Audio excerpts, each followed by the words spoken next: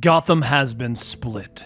Batman was out of action for too long, and in that time, Catwoman took over. Violent crimes are down 75%. The Bat family is divided on whether Catwoman's plan is the correct one or to follow Batman's path. Red Hood, of course, likes Catwoman's plan, so he's decided to join up, and it's going to bring him face to face with Batman. This is Comic Story, and we create audio dramas of your favorite comic books, and today we're covering Catwoman 57, the next part of the Gotham War. Batman was slowly losing his hold on Gotham, including the very home that he lived in for most of his life. There's no denying that the city has been far safer in his absence, with Selina digging her heels in. Batman swore that he would take back control, that there would be no further death. But as Batman makes this promise at his mother and father's grave, Selina is watching. Marquise asks Selina how he looks. Selina tells her not good. Vandal Savage is in the city and he has his sights on Batman. Marquise asks, what now then? Should we have mercy on him and invite him to the 78th floor? But Selina says no.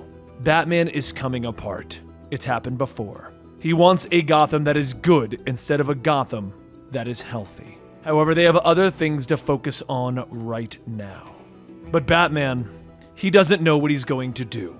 He lost Wayne Manor to Vandal Savage. He lost most of his fortune, and he has no idea why Vandal Savage is even in Gotham City.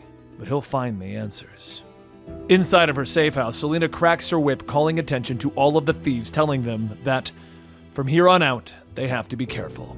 A lot of them are getting snatched up off of the streets because some of them are being too bold. Because of it, they've lost their training camp. Batman won't kill them, that's true, but he won't hesitate to stomp them, to break their bones. And hospital bills are a lousy way to spend their score money. Batman thinks that they're at war, but they aren't an army. They're a thieves guild, and they're responsible for each other. At that moment, another set of boots walks onto the stage. Heavy boots. Selina turns to Jason, telling him that he has perfect timing. He'll be guiding a team outside of a Gala for the arts. You wouldn't happen to be a fan of the arts, would you, Jason? Jason laughs. Actually, yeah. She tells him that it's a shame that he'll be outside running valet then. He asks, cars? Those are going to be some pretty big scores. She goes on to explain that the people here need to learn the art of Grand Theft Auto. You're good at that. I hear that one time, you even tried to steal the wheels off the Batmobile. She cracks her whip once more, telling everyone that some of them will be inside keeping an eye on things, and that she too will be inside. But she'll be in disguise. If they happen to see her, pretend they didn't. And lastly, this is for their future. Make sure to not forget and smile. You never know who's watching. It's later that night inside of the theater that some of Gotham's wealthiest guests arrive, and they take their seat at the Turandot Ballet, while Jason directs several of the outside thieves on preparing cars. But something is off. Jason tells the thieves to go ahead and get the first set of cars ready. He'll catch up with them in just a moment. As he reaches down for something, he casually says that he appreciates him waiting, while he sent the students away before they did this. He begins to pull down his mask to deflect a batarang. You know, it really sucks when your students don't respect you, right? Batman jumps down swinging. You're more of a criminal. You have the potential to be good, to be a smart man, Jason.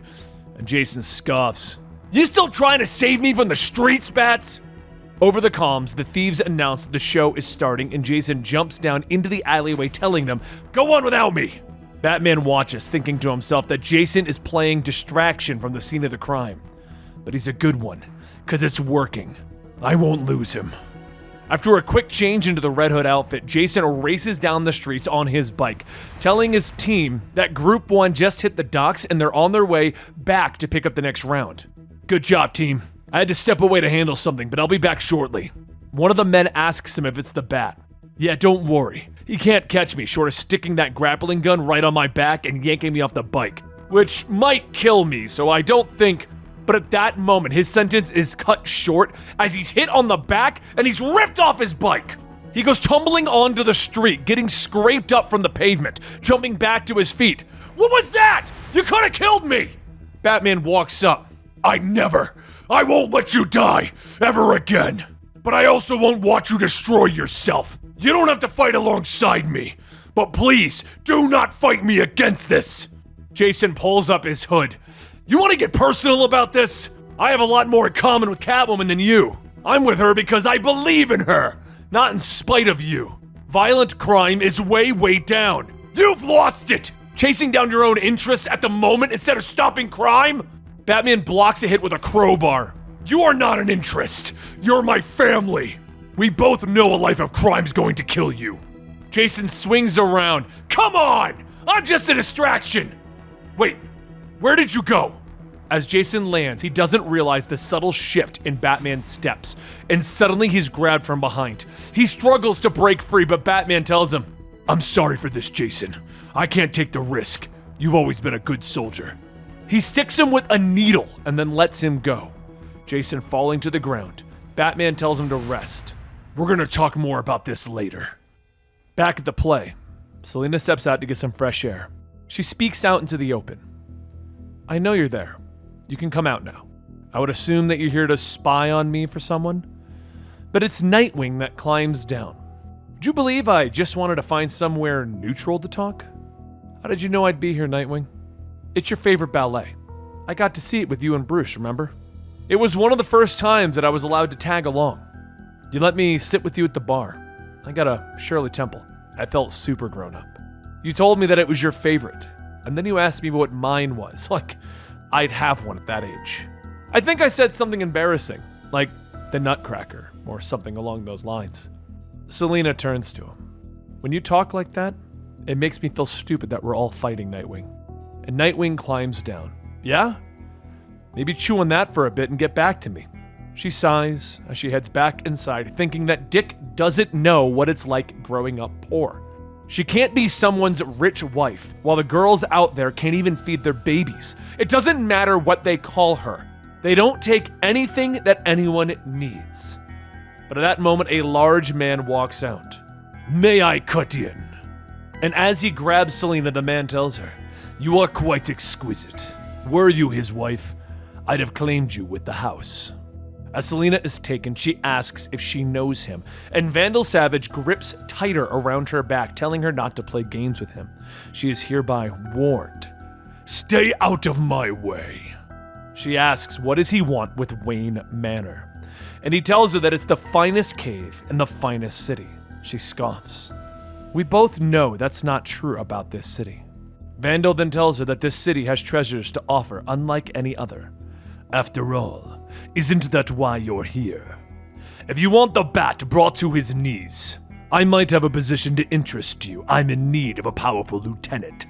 She walks away asking if Vandal thinks that he can actually hurt the Bat. I'm just disagreeing with him. I have more friends. You might want to consider it. You might find yourself short on good help very soon.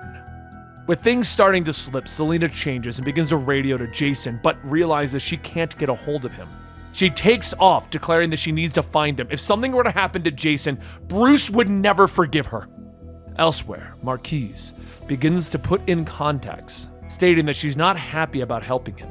He attacked her, he betrayed her, he almost killed her woman, and her new team, but he is her father. On the monitor, Vandal laughs. I hate to see you cover those lovely brown eyes, Scandal. So much like your mother. You've been embedded with Miss Kyle for so long. Certainly you can wait a bit longer. Marquise turns. I'm almost there. And refer to me as Marquise. Don't ever call me here again. The Gotham War is only just now heating up. Make sure you check back, because this is to be continued.